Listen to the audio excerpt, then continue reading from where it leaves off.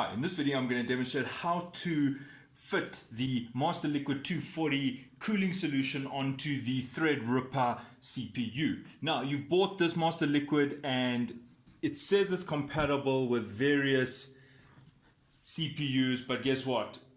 Unless you're buying it now, I believe the brand new ones come with the additional adapter, but if you're not buying it right now, you'll find that it's not compatible as is, meaning that it needs an extra step or an extra bracket. Even if you look in the booklet, you can see all the different types of chipsets except the TR4, because you need something called this. This is the AMD Socket TR4 mounting kit for the masterliquid series. That's what it looks like. If you want to know the part number, it is RL-TR4-B-MLLS R1.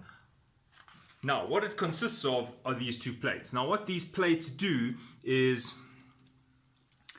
the one goes there and the other one goes there. But before you do this step, you must first mount it onto your heatsink area of your cooling solution. So I'm going to mount that.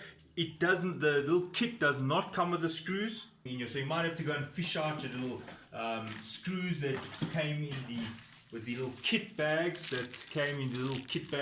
So in there you should be able to find some screws. Now you'll have to decide which way this is going to go, and unfortunately you are a bit limited because this is narrow. So that means it has to be in this direction. And that is according to their manual. I suppose you could force it. The reason why I wouldn't recommend it, you can see the clearance is a bit small. I'm not saying it won't work. I'm just saying that they recommend the wider side actually be there. So just for your reference, I'm going to do what the manual recommends. So that's the way. And then these plates go on top, just like that. See these two little lips here? Well, the plate goes on top of the little lips. And this one will go on this side over here. And then you'll need your little screws. Now, it didn't come with the screws as I stated. So the screws that we're going to use look like this. And what you'll find is that the little kit, this little aluminium fitting is threaded. It's got actual threads in there. The screw has to come from the bottom because the thread is only on the plate. So you're kind of fastening the plate to the housing of the heatsink by going through the bottom. There we go. Done. And now the other one.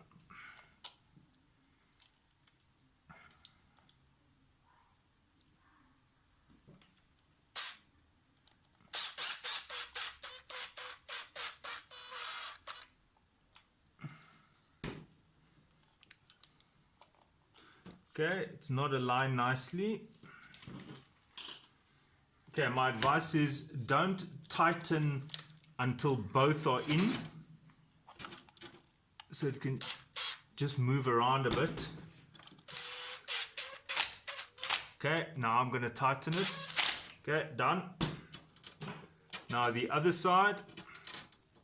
Now, this is obvious, but if you do it like that, then you probably weren't concentrating, because obviously this one has to go towards the CPU, so please just do it the right way.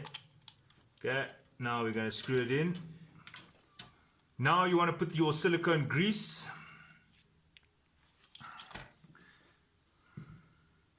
Now my advice is make sure this is completely free of any sediment. Now I've put the silicone paste there.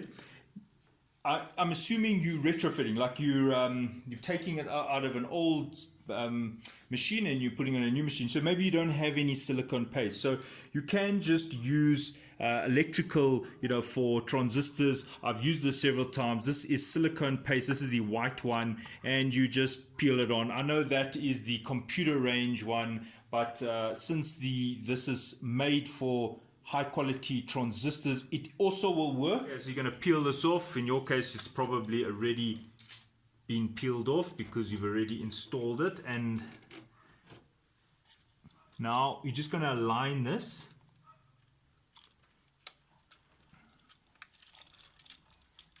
Okay, now hold it in place. We don't want to smear out all that silicone.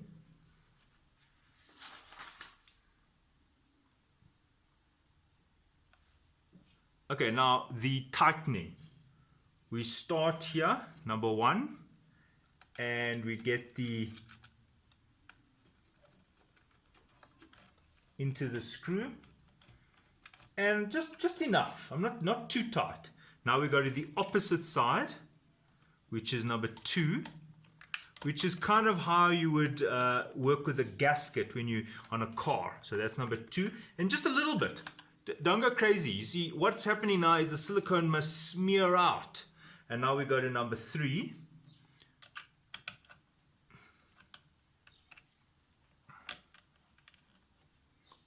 Okay. There we go. 3 is in.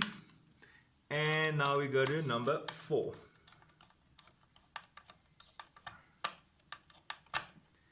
Then wait a few seconds. What happens is the silicone must slowly be squeezed out, if you will, and it actually will allow you to go back to number 1 and do about 2 turns. Okay, that was 3 turns. Now you go opposite. Now you'll be able to do 3 turns. Now you'll go opposite.